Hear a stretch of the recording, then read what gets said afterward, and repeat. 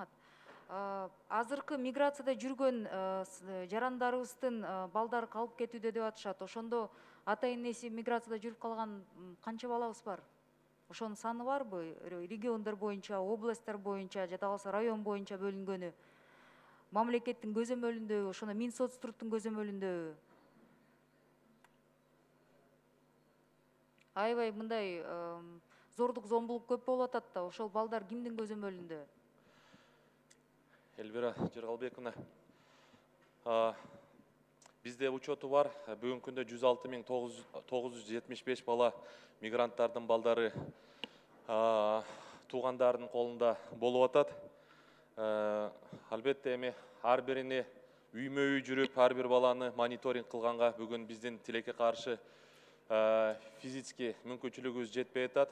Мына кече күнү эле комитетте биринчи күнү биз дагы бир жаңы балдардын кодексин жаңы редакциядан карап көрдүк. Ал жерде кээ бир райондордо бизде бир ушу балдар боюнча иштеген адисибизге 57.000 балдар туура келип атат. Ошондуктан өзүңүздөр түшүнүп атасыздар, канчалык бул бүгүн мындай физически возможно или невозможно, муну сиздер өзүңүздөр. Улукбек мырза, мен буну эмнеге сурап атам? Анткени деген ошол 160.000 балдарыбыздын баардыгында колунда документтери барбы? Туугандарына таштап кеткен учурда доверенность ташталабы же кандай болот да? Ошол мыйзам чегинде кандай кылынып атат да? Ошол 106.000 баланын ичинен болгону 496 бала гана мындай расмий түрдө башка бирөөгө опекага таштап кеткен, калгандарынын документтери жок. Ошондо 150.000 баланын документтери жок. 150.000 эмес, 106.000. Сиз азыр 496 дедиңизби? 106.695 бала деп айтып атам. 106.000. Ошондо канчоосу документсиз дедиңиз?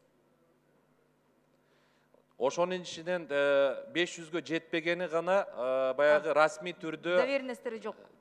Тиги попеченияга бирөөгө опекунствого өткөзүп берген да, калгандары расмий түрдө бирөөгө дайындап кеткен эмес. Түшүнүктүү. Сиз азыр айтып атасыз, балдар кодекси боюнча бизге мындай суроолор келип түшүп атат да, балдар кодексине бүт балдарды санап кетип туруп, эмнеге балдар үйүндөгү жетим балдар саналбай калып атат? Анан пост интернатное сопровождение эмнеге кылынбайт? Мисалы деген ошол жетимдер балдар үйүнө канча жашына чейин кармалат? Мектепти бүткөнгө чейин каралат. Ошондо канча жашка чейин? 17-18 жашка чейин.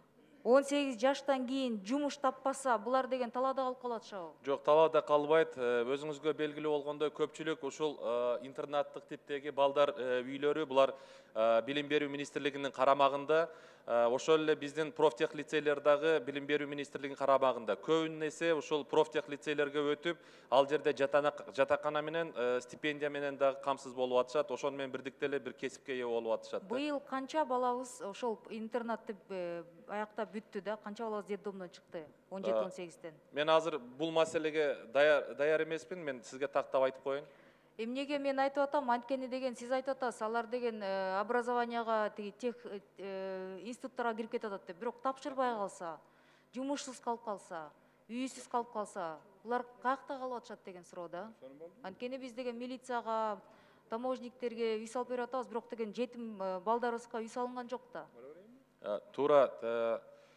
Эльвира Жыргалбековна, сиз жакшы билесиз, биздин министрлик турак жай менен камсыз кылбайт, жер менен камсыз кылбайт, муну жергиликтүү бийликтер ишке ашырат да. Ошондуктан биз Бирок сиз бул маселени өкмөттөн көтөрүп атасыздар да. Маселени көтөрүп атабыз, коюп атабыз. Бүгүнкү күндө биз жеке мындай меценаттар менен иштешип кылып атабыз. Кудай буюрса, быйылкы жылдан баштап бир меценат чыгып атат. Бизде 35 баланы мен өз карамагыма алып, контрагындагы, жатаканасындагы жогорку окуу жайларга окутуп берем деп, биз азыр ошо келишим алкагында иш алып барып атабыз. Жеке тараптан.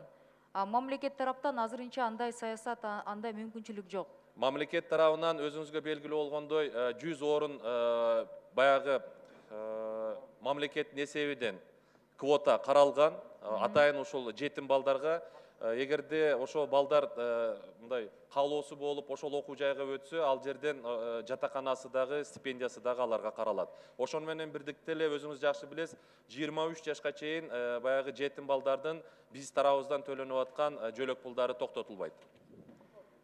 Мен бул маселени эмнеге көтөрүп атам? Парламенттен депутаттардын баардыгы эле бир сыйра айтып кетсе керек, үйлөр салыныш керек, буларды биз сыртка чыгып анан криминалдын эми кучагына түртүп салбайлы деген сөз да. Ошол суроо болуп атат да. Анткени жумушсуз же окуусуз калып калса, булар деген сыртта калып атат.